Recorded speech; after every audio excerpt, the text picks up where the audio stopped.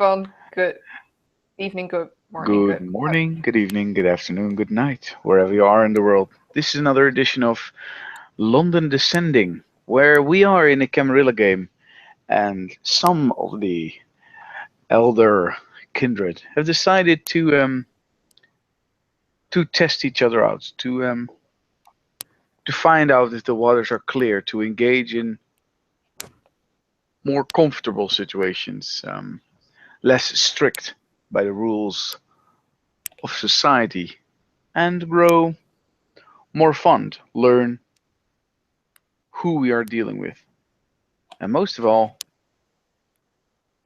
have fun. We find ourselves tonight in a shadowing cloaked park where Lena McLean has invited Mr. Peck to join her for what he assumes to be an evening walk. He's prepared for this meeting. He has he had a special gift made for her, and he's going towards her with a slow stroll of control and fondness of what's how to happen. Right now, Lena is sitting near the water with the fountain, and she's looking up at the sky and humming to herself. While Mr. Peck approaches, Lena will turn around and give a broad smile and say, "Good evening." Good evening, my lady. You look so very sumptuous near the water, so very serene. Thank you. I must say, you look smashing tonight. I try to do my best every night, but thank you for the compliment. It's well received. And he steps closer and he leans into her in order to greet her and take her hand to greet her properly. Lena will extend her hand and rises to her feet and will wait for Mr. Peck to make the first move. He will indeed make the first move, so to speak, and he will lift up his hand with her hand inside it and kiss the top of it. And Lena will smile at this and um, carefully squeeze Mr. Peck's hand. You've chosen a very beautiful location tonight. What's the reason you find yourself so connected with this area? As you may know, this park has existed for many, many years. And when I first came to London, this was the park that I used to walk in. I have a lot of fond memories of this place. Are you willing to share some of those memories?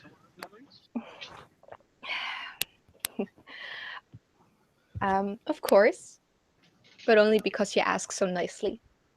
And she will wink at Mr. Peck. Um, when I was younger in undead years, I used to come to London quite often. It was here in the park that I looked at the people, well, the humans, and tried to decide for myself what in life was important. My sire had left me at quite an early age, so I never had someone to teach me what road in life I should take. So in this park, I decided what kind of road my life, what kind of road I will lead in my life. Mm, a very heavy decision for someone with such a long life ahead. It May was. I may I ask which path you have chosen? Um, Lena will just smile and say, um, "For now, I've chosen path of humanity. But I must say, after more than 200 years, it's a bit straining." I understand.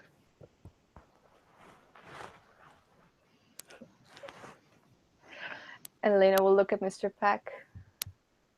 "Do you want to share your path?" I think my path is not known by many, therefore understanding it is quite difficult. But I can tell you, I've been raised in this path. I know no other path than the path I walk. I've been raised in this path by my mother, my sire, and there's one thing I've understood in this path. It allows you to be whoever you need to be, as long as you are true to yourself. Lena will smile at Mr. Peck and lay a hand on his arm um, and say, "You truly were fortunate enough to have such a great sire that she was able to guide you." My mother is a very, very rough mistress. She does not take kind to mistakes. She is very selfish in a way in what she does and how she does it. And if you would cross her, as I have never tried to do, I remember once that she was cross with another man who had lain in her bed. This man was kind, who was unaware of her condition at that time. I was still unembraced, and she was longing to get in touch with her humanity through making love and feeling alive, as she called it. At one point, this man had the audacity to ask her if he could share her with another woman. Clearly, I can tell you that this man did not suffer another night. He took his life and his money because clearly she believed that he did not understand that a woman like her should never be shared and always cherished as the one and only. At the moment, Mr. Peck says that he wanted to share her with another woman. Elena's face kind of darkens. She isn't amused by that thought at all. Um, and after Mr. Peck is finished talking, Lena says, "Served him right. How could I it be believe, so insulting?" I believe my mother understood at a very early age within her kindred life that she has to take shit from no one. And she lived her life like that ever since.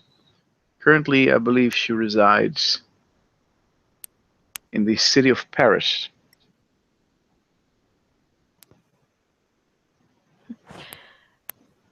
Your mother truly is a wise woman. No one should have been told that they're a second best or a second choice. Hmm, I'm not sure the man meant it as a second choice. He just obviously imagined being bored with her, having the audacity to ask a question which can only be asked when met with demise, according to my mother, that is.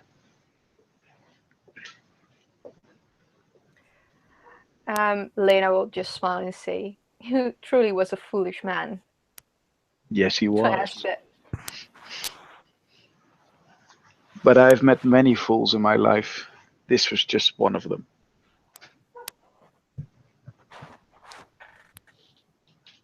Lena will smile and say, I truly hope such a fool will never cross my path. I have looked around the court, my dear, and I have already seen a few.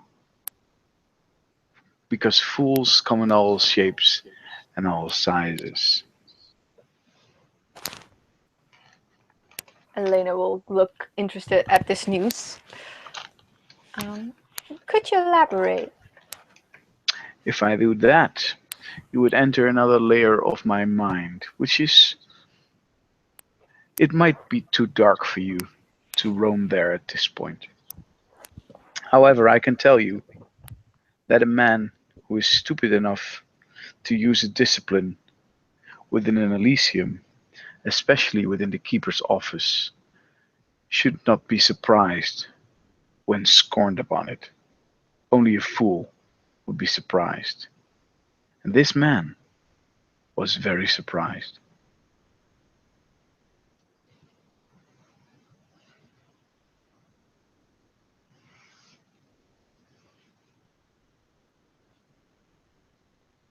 You're muted.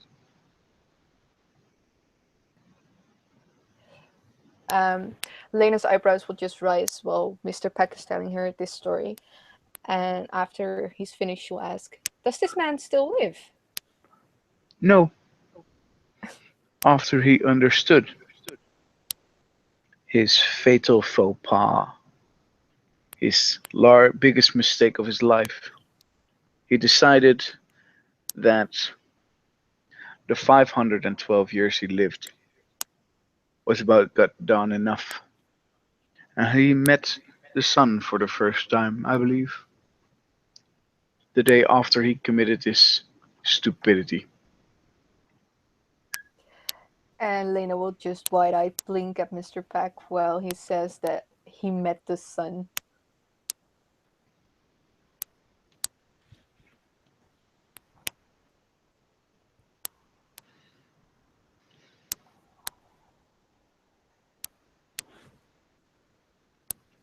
Don't worry, he's no longer among us. His stupidity cannot taint you.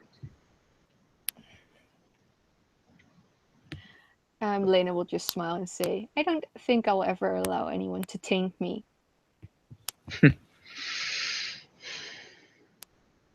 Mr. Peck will just simply smile. I hope you won't be tainted. It would hurt your pale visage.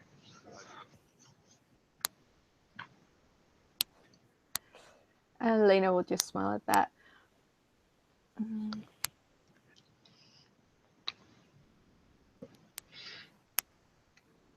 Anyway, if we take a trip down memory lane, asking paths and roads we've taken, then you must permit me to ask if you looked back within the world you see today, would you have made a different choice? Or did you have no say in your embrace?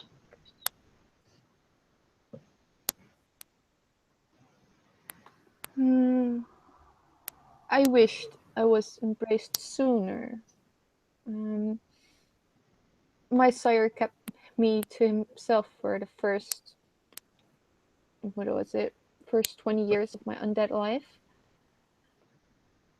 And I wasn't able to help my countrymen. As you know, England took away the Scottish lands and the title of my castle. And I wished I was undead sooner so I could have fend them off. Right. It makes sense. That indeed makes sense. So you'd rather be a warrior? Well, a ruler should always be able to protect her people, shouldn't she? I believe she should. I believe that's what mother has taught me over the year, that a man should always watch out for a woman because when they gain power, they have seen all the mistakes men made and will not continue them.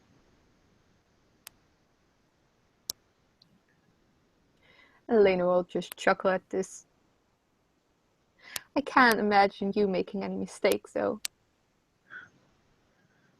Well, it has been a while since I've made any fatal one lately, but I am still but a man. Maybe older, wiser. Still, I can make mistakes. New things still happen to me. And if they don't happen to me, then I might just go look for things that happen to me. Oh my. So you too would be battling underneath a bridge. And she kind of winks at him. Battling underneath a bridge. Now I do see myself as a man that can fight for the right cause.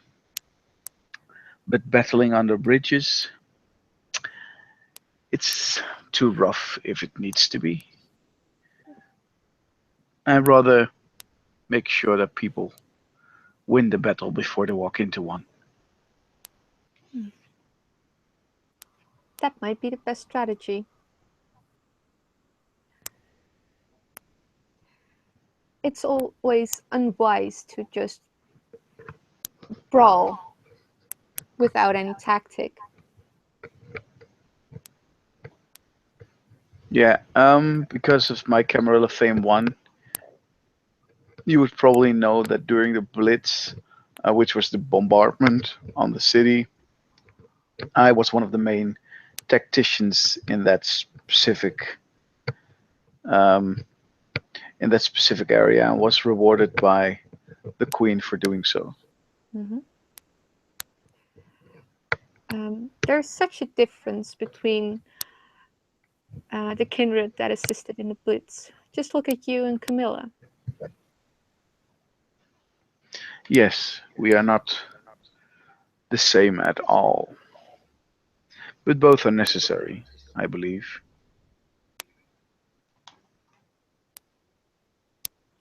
I must say, I do like the more refined one of the two of you. Oh, Camilla doesn't mean bad. She simply is who she is.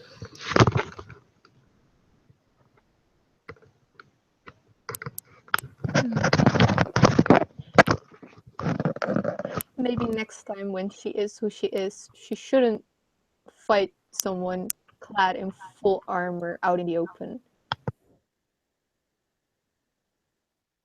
Has she done so? She has. I got a letter today with a request from her for me to let some articles disappear. Hmm. I think what you should do is show her that these articles still exist and telling her that she owes you for making them disappear the next time. I already decided that she will be owing me a minor boon, and that I wouldn't take away the news articles, but I would write something that might explain why a homeless man would see such peculiar things in the night. We don't want any outsiders to know about us. I would call it drug abuse. Exactly. How wise of you. And I'm fortunate enough to have my own newspaper, so that made it quite easy. You are quite handy, I believe. Having your own news outlet is such a potent way of leading the masquerade astray. And Lena will just politely nod and smile at Mr. Peck. Mr. Peck would, as a comforting gesture, place his hand on her knee and simply tap it a few times. And he agrees that she did good.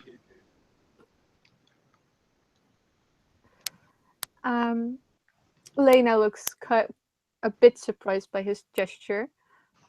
It's the first time that he instigated any type Touching. of, yeah, indeed, any type of affectionate touching. But she seems relieved and delighted at the same time by this.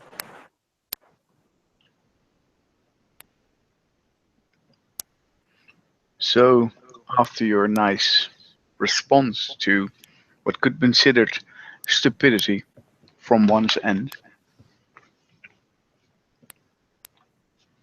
will your next move be?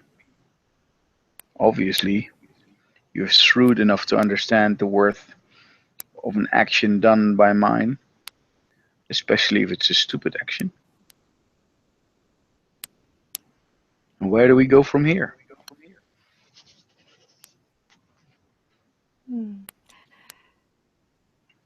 Lena will smile at Mr. Peck and respond, "Do you mean in a professional way or more personal?" You are indeed very perceptive, but at this moment I still mean a professional way. Where do you want to take your findings?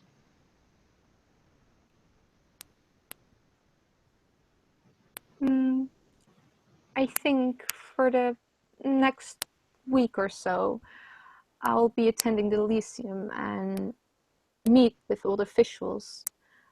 I at least should be so courteous to offer them that much. And after that, I think I'll look into who has the most influence and who I might need and who I might not need. And what will you be looking for in your needs? That depends.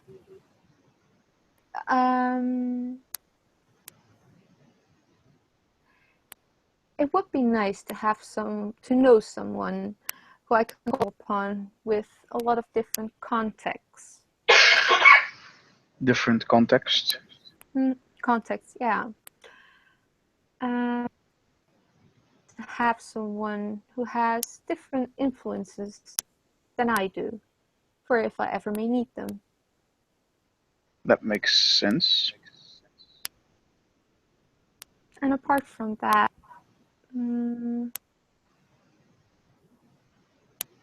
someone I can call a companion. That would be nice. That could be hard to find. Someone you trust is very rare in this world.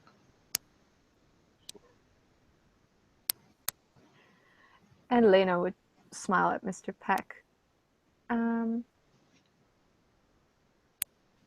All things come in small steps, don't they? I do hope so. He smiles at that.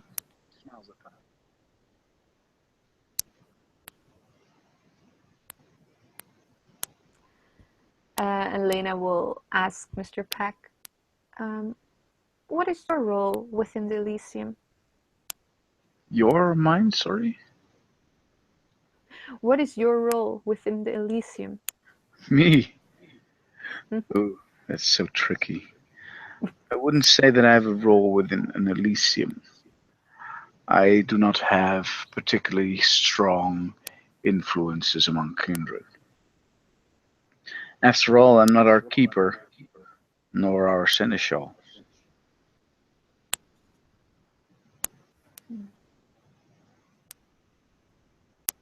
But I am a primogen. I do have some influence, and I am the primogen of the clan of the Rose. Ah, before I forget. And he opens his jacket and pulls out what looks like to be a cloth handkerchief of some sort, but it's rather large. And when he opens it, unfolds it after he shows it to you, you can see that within the folds of what seems to be a handkerchief is a necklace. The necklace is of glass, green glass, in the shape of a green rose. And he gives it to you. Into my hands, or Well, if you permit him, he would put it around your neck, but only if you permit him. Otherwise, he would put it in your hand. Lena will just grab her hair and pull it to one side and kind of turn towards Mr. Peck so he can put on the necklace. Then he would put on the necklace very slowly, making sure his hands are touching her skin around her neck slowly before he fastens the lock of the necklace around your neck. And Lena will turn towards Mr. Peck and ask, how does it look? It goes wonderful with your eyes. And Lena will smile and make a small bow and will say to Mr. Peck, thank you, but I didn't bring a gift for you. Yes, you did. And Lena looked kind of puzzled at this. You've given me your sumptuous beauty near this pool of beautiful water, in a great park, in a beautiful city. What more can a man ask? And at this, Lena gets a blush.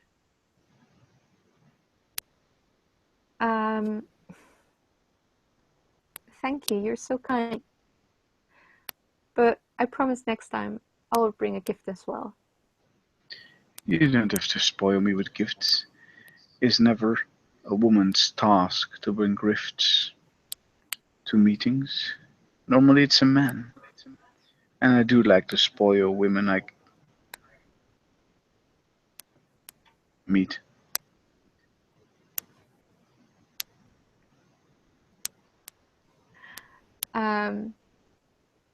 Lena kind of looks a bit let down by this. She now thinks that every woman he meets gets a piece of jewelry. I can roll dice to see if I notice it. Go ahead. Ooh, I do believe I'm not bad at this, so there's a chance I can pick this up quite reasonably easy, although I can still botch. Ah, there you go. 1, 2, 3, 4, 5. Yeah, 4 or 5. He leans closer and then whispers in her ear, saying the words, especially if I take them in the eye of London. And that you were a first in. And Lena just gets a full-on blush because she now realized that her so subtle, I'm kind of disappointed look wasn't so subtle. So she's kind of ashamed of that. And she will respond to Miss Hag. Well, I appreciate it. I know you do.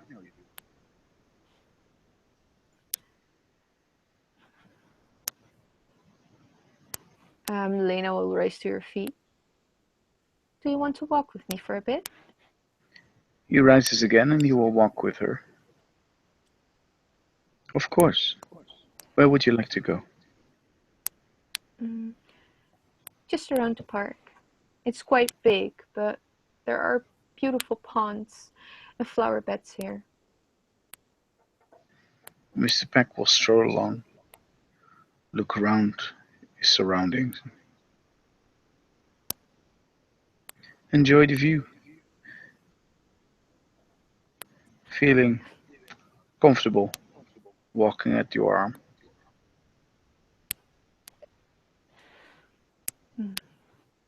And Lena will look up to Mr. Peck and ask, "Are you enjoying yourself?" Yes, thank you very much for these moments. I will try to remember them. And Lena will smile and say, "It would be selfish for me not to share them with anyone."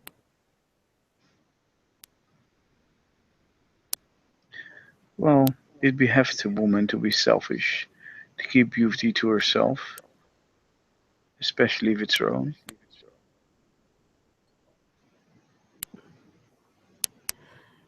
Um, and Lena will just chuckle and say, "I was talking about the beautiful ponds and garden." So was I. But I was just merely using you as a comparison of their beauty, because this beautiful nature is a clear example of nature when it's well kept and reserved, while at the same time remaining a sanctity like yourself.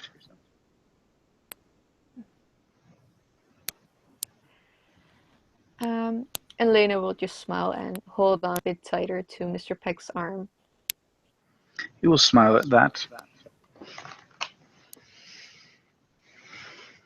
making sure his hands don't waver and change position. He will keep in his regal form, but he does not push her away.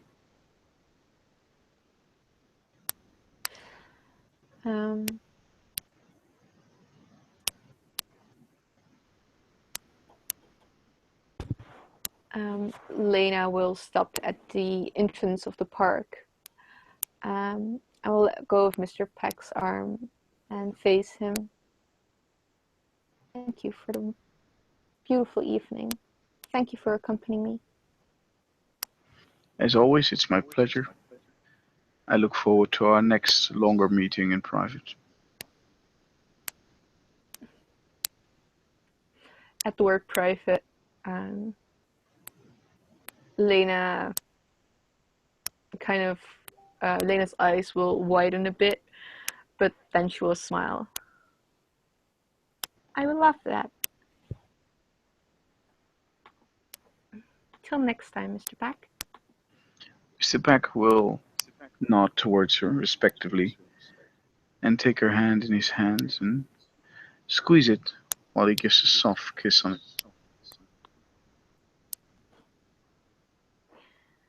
And Lena will raise one hand to her face to um, try and hide her growing blush. "Good evening." Good evening. And Lena will turn around and walk out of the park. Mr. Peck will walk in the opposite direction, and this will end the scene.